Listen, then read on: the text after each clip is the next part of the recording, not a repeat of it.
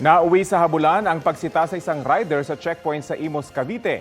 Nahulihan siya ng umano'y marijuana. Yan at iba pa sa balitang hatid ni James Agustin. Sa Imos, Cavite, hinabol ang isang motorcycle rider sa checkpoint dahil walang suot na helmet. Nang maabutan ng traffic enforcer, may ibinato umanong coin purse ang lalaki.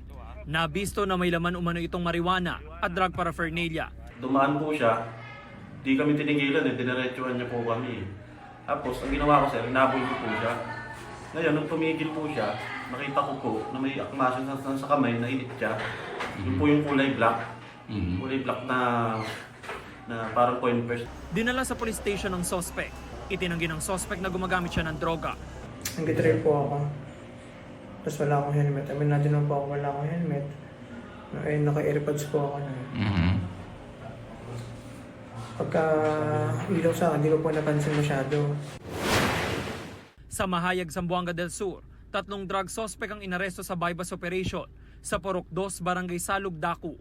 Kabilang sa kanilang target na operasyon ng isang negosyante na nagpapatakbo umano ng drug din. Arestado rin ang isang barangay kagawad at isang tauhan ng BJMP na nadatnan sa lugar. Maharap sila sa reklamong paglabag sa Comprehensive Dangerous Drugs Act. Walang payag ang mga suspect.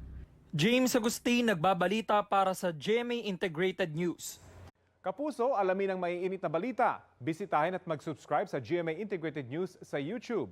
Sa mga kapuso abroad, samahan nyo kami sa GMA Pinoy TV at sa www.gmanews.tv.